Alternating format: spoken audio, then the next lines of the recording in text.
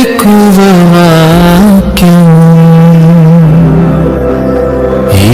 దైవవాక్యం వేకువవాక్యం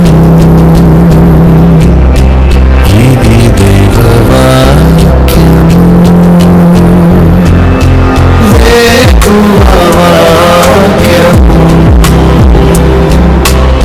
ఇది దైవవాక్యం వేకువవాక్యం ఇది దైవవాక్యం. వేకువ వాక్యము వేకపోడు కొరకై పరిశుద్ధ గ్రంథం బైబిల్లో నుంచి 111వ కీర్తన 9వ వచనం. ఆయన తన ప్రజలకు విమోచనము కలుగజేయువాడు, తన నిబంధన ఆయన నిత్యముగా ఉండ నిర్ణయించువాడు.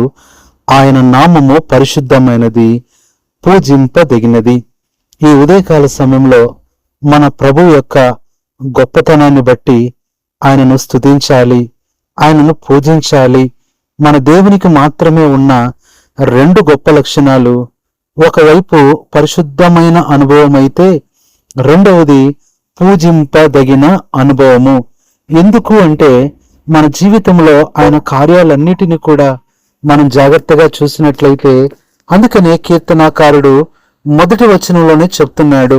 111వ కీర్తన మొదటి వచనం, యెహోవాను స్తుతించుడి, యథార్థవంతుల సభలోను సమాజములోను పూర్ణ హృదయముతో నేను యెహోవాకు కృతజ్ఞతార్పణలు చెల్లించెదను, కృతజ్ఞతాస్తుతులు చెల్లించెదను. దేని కొరకు అంటే దేవుని యొక్క 7 గొప్ప విషయాలు ఈ కీర్తనలో రాయబడుతూ వచ్చాయి. ప్రియ సహోదరుడా, సహోదరి, దేవుని యొక్క గొప్ప కార్యాలు, క్రియలన్నీ కూడా అవి 3 రకాలుగా ఉంటాయి. అవి ఒకటి జరిగిన క్రియలు, రెండవది జరుగుతున్న క్రియలు, జరగబోయే క్రియలు. అందుకనే దేవుడు మాత్రమే భూత వర్తమాన భవిష్యత్ కాలాలలో 3 కాలాలలో పూజింపదగిన వాడు. అందుకనే ఇక్కడ ఈ 7 గొప్ప విషయాలు ఏంటి అంటే, 2వ వచనములో యెహోవా క్రియలు గొప్పవి, వాటి యందు ఇష్టము గల వారందరూ వాటిని విచారించుదురు. ఏవి గొప్పవి అంటే యెహోవా క్రియలు గొప్పవి. నిజంగా క్రియ అనేది అంతర్గతంగా జరిగేది. నీ జీవితంలో జరిగే స్వస్థత క్రియ, హృదయంలో జరిగే రక్షణ క్రియ, మారు మనసు క్రియ. క్రియ అనేది లోపల జరిగేది, కార్యము అనేది బయట జరిగేది. 3వ వచనంలో చూస్తే రెండవదిగా ఆయన కార్యము అంటున్నాడు. మొట్టమొదట ఆయన క్రియలు గొప్పవి, రెండవది ఆయన కార్యాలు గొప్పవి. ఎలాంటి కార్యాలు చేస్తూ వచ్చాడంటే అద్భుత కార్యాలు, ఆశ్చర్య కార్యాలు, భీకర కార్యాలు, మహత్కార్య కార్యాలు, బలవత్ కార్యాలు, పరాక్రమ కార్యాలు, చెప్పలేనన్ని కార్యాలు నీ జీవితంలో ఆయన చేశాడు. ఆ కార్యాలన్నీ నీ కంటికి కనబడుతున్నాయి. ఎన్నో నీ పరిస్థితులను మార్చాడు, నీ జీవితాన్ని కట్టాడు, నీ కుటుంబాన్ని కట్టాడు, నీకు గృహాన్ని ఇచ్చాడు. నీ జీవితాన్ని అద్భుతంగా చేసిన ఆయన కార్యాలు గొప్పవి. 3వదిగా చూసినట్లయితే 4వ వచనములో జ్ఞాపకార్థ సూచనను నియమించి ఉన్నాడు. 3వది ఆయన సూచనలు గొప్పవి. మొట్టమొదటిగా ఆయన క్రియలు గొప్పవి, రెండవది ఆయన కార్యాలు గొప్పవి, 3వది ఆయన సూచనలు గొప్పవి. సూచనలు అనగా దేవుడు తను చేసిన కార్యాలను నువ్వు మర్చిపోకుండా నీకు గుర్తుగా ఉంచిన విషయాలు. ఉదాహరణకి దేవుడు నీకు ఇచ్చిన రక్షణ, అదొక సూచన. దేవుడు నీకు ఇచ్చిన మందిరం ఒక సూచన. దేవుడు నిన్ను ప్రేమించి ఇచ్చిన నీ భార్య సూచన. దేవుడు నీకు బహుమానంగా ఇచ్చిన నీ భర్త సూచన. దేవుడు కానుకలుగా ఇచ్చిన నీ పిల్లలు సూచనలు. ఈ సూచనలు చూసినప్పుడల్లా ఆయనను జ్ఞాపకం చేసుకొని నువ్వు స్తుతించాలి. ఇది 3వదిగా చూస్తున్నాం. 4వదిగా 5వ వచనంలో మనం చూస్తున్నాం, ఆయన నిత్యము తన నిబంధన జ్ఞాపకము చేసుకొనును. 4వది ఆయన నిబంధనలు. ఎలాంటి నిబంధనలు దేవుడు మనతో చేశాడంటే, పూర్వకాలంలో ఆ కాలంలో అబ్రహాము, మోషే లాంటి వారితో దేవుడు చేసిన నిబంధనలకు షరతులు ఉన్నాయి, కానీ ఈ దినాల్లో మనతో చేసిన నిబంధనకు ఎలాంటి షరతు లేదు. షరతు లేకుండానే నిబంధన ఆయన చేస్తూ వచ్చాడు. అది ఒక ప్రేమ నిబంధన, అది కృపా నిబంధన, అది సమాధాన నిబంధన, అదే క్రొత్త నిబంధన. ఇది 4వదిగా మనం చూస్తున్నాము. ఆయన నిబంధనలను బట్టి ప్రభువును స్తుతించి ఘనపరచాలి. 5వది 6వ వచనములో తన క్రియల మహాత్యమును వారికి వెల్లడి చేసి ఉన్నాడు. 5వది దేవుని యొక్క మహత్యాలు అనగా ఏదైతే జరగదనుకున్నామో అవి జరిగాయి, ఏదైతే చేయలేమనుకున్నామో అది దేవుడు చేస్తూ వచ్చాడు. ఆయన మహాత్యాలు ఎంత గొప్పవో చెప్పడానికి వీల్లేదు. అందుకని భక్తులు పాడతారు, యెహోవా మహాత్యము గొప్పది ఎంతో. నిజంగానే ప్రియులారా, ఎన్ని మహాత్యాలు ఆయన మన జీవితంలో చేశాడు. దాన్ని బట్టి ఆయన స్తుతించాలి. 6వదిగా మనం చూసినట్లయితే 7వ వచనములో ఆయన శాసనములన్నీ నమ్మకమైనవి. 6వది ఆయన శాసనాలు. ఈ శాసనాలన్నీ కూడా ప్రేమతో కూడినవి. పాత నిబంధన కాలంలో ఈ శాసనాలు చాలా కష్టంగా ఉండేవి.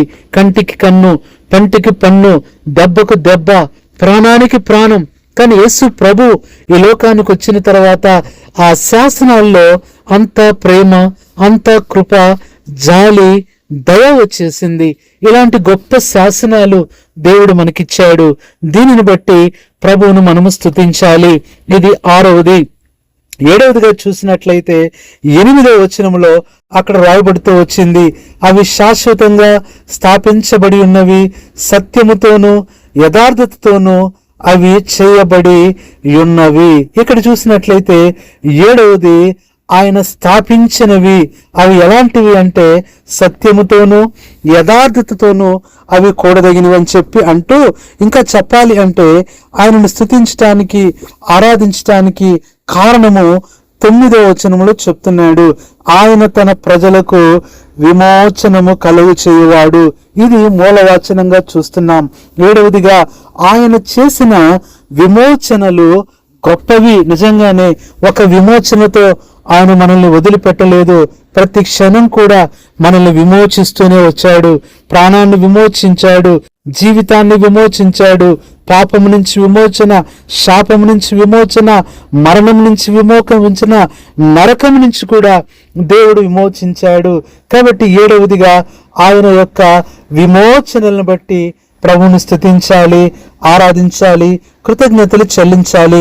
అందుకని చివరి వచనంలో చివరి మాట అంటున్నాడు, నిత్యము ఆయనకు స్తోత్రము కలుగుచున్నది. ప్రియులారా, ఇవన్నీ నీ జీవితంలో చేశాడు. అంత మాత్రమే కాదు, ఈ ఉదయకాలమున దేవుడు మరలా ఇవి చేయాలనుకుంటున్నాడు. ఆయన గొప్ప క్రియలు నీ జీవితంలో చేస్తాడు. 2వదిగా గొప్ప కార్యాలు నీ జీవితంలో చేస్తాడు. 3వది గొప్ప సూచనలు ఆయన నీ జీవితంలో చేసేవాడుగా ఉన్నాడు. 4వదిగా గొప్ప నిబంధనలు ఆయన చేస్తాడు. 5వదిగా గొప్ప మహాత్యాలు ఆయన చేస్తాడు. 6వది గొప్ప శాసనాలు ఆయన నియమిస్తాడు. 7వదిగా మనం చూసినట్లయితే గొప్ప విమోచనలు, విడుదలలు నీకు కలుగజేసే దేవుడిగా ఉంటున్నాడు. ఈ ఉదయకాలం నీ బంధకాలు నిన్నేం చేయలేవు, నీ శత్రువులు నిన్నేం చేయలేరు, నీ కష్టాలు నిన్నేం చేయలేవు, నీ ముందున్న పరీక్షలు నిన్నేమీ చేయలేవు. నిన్ను చూసి అవి భయపడతాయి, కానీ వాటిని చూసి నువ్వు భయపడవు. ఎందుకంటే దేవుడు ఎప్పుడో నిన్ను విమోచించేశాడు, ఎప్పుడో నీకు విజయాన్ని ఆయన డిక్లేర్ చేసేశాడు, ఎప్పుడో నీకు స్థానాన్ని, కావలసిన రిజల్ట్ని ఎప్పుడో నీకు దేవుడు సిద్ధపరిచి ఉంచేశాడు. కాబట్టి నువ్వు ఆ పరీక్షను చూడొద్దు, దేవుడు ఇవ్వబోయే ఆ గొప్ప ర్యాంక్ను చూడు. Don't look at the test, but look at the triumph. పరీక్షను కాదు, దేవుడు ఇచ్చే ఆ గొప్ప ప్రతిఫలాన్ని చూడు. దేవుడి జీవితంలో ఇవన్నీ కూడా గొప్పవే చేస్తాడు. చిన్నవి, అల్పమైనవి నువ్వు కోరుకున్నా కానీ ఆయన ఇవ్వడు. ఎందుకంటే ఆయన పేరే గొప్ప దేవుడు, మన దేవుడు గొప్పవాడు. కాబట్టి ఈ దినాన ప్రియ సహోదరుడా, సహోదరి, ఉదయకాల సమయంలో నీ జీవితంలో ఈ మాటలు ఆధారం చేసుకొని ఈ 7 గొప్ప విషయాలు ఇప్పుడే నెరవేర్చి గొప్ప ఆదరణ, జాలితో, ప్రేమతో, దయతో దేవుడు నిన్ను ఆవరించి ఆశీర్వదించినట్లుగా ప్రభువు సహాయపడును గాక. పరిశుద్ధులైన తండ్రి, ప్రభువైన యేసుక్రీస్తు నామములో నీ పాదములు కొందనములు స్తోత్రములు చెల్లించుకుంటున్నాం. ఈ ఉదయకాలం వేకు వాక్యం ద్వారా మాతో మాట్లాడుతూ వచ్చారు. నీ నామము పరిశుద్ధమైనది, పూజింపదగినది. అంత మాత్రమే కాదు, నీకు కృతజ్ఞతాస్తుతులు మేము చెల్లించాలి. నీకు నిత్యము స్తోత్రం కలుగుచున్నది. మీ కార్యాలు 7 గొప్ప విషయాలు ఈ ఉదయకాలం మాట్లాడుతూ వచ్చారు. మా ప్రియ జీవితంలో చేశారు, చేస్తున్నారు, చేయబోతున్నందుకు కూడా వందనాలు స్తోత్రాలు చెల్లించుకుంటూ నీ బిడ్డలందరినీ మీ చేతులకు అప్పగించుకుంటూ ఈ దినం ప్రభువా వారి పనులు, వారి పరీక్షల్లో మీరు తోడుగా ఉండండి ప్రభువా. వారి ప్రయాణాల్లో తోడుగా ఉండండి. వారి ప్రార్థనలు ఆలకించండి. జయమును అనుగ్రహించండి. ప్రతి ఒక్క భయము, కలవరము, ఆందోళన తీసివేసి నెమ్మదితోనూ నిమ్మలముతోనూ నింపి మీరే ప్రభువా మా బిడ్డలు చేయి పట్టుకొని సహాయం చేసి వాగ్దానం నెరవేర్చి గొప్ప విజయము దయచేయమని హృదయపూర్వక వందనాలు, కృతజ్ఞతాస్తుతులు మీకు చెల్లించుకుంటూ మా ప్రభువును మా రక్షకుడునైన యేసుక్రీస్తు గొప్ప నామములో హృదయపూర్వక కృతజ్ఞతాస్తుతులతో ప్రార్థిస్తున్నాము తండ్రి, ఆమేన్. మన పరమ తండ్రి అయిన దేవుని ప్రేమ, మన ప్రభువైన యేసుక్రీస్తు కృప, పరిశుద్ధాత్మన్యోన్య సహవాసం మనందరికీ సదాకాలం తోడైండి నడిపించునుగాక. ఆమేన్. దార్చుటకు కన్నీటినంతటిని తుడుచుటకు దినమంతా సిద్ధపరచుటకు దైవ చిత్తం గ్రహించుటకు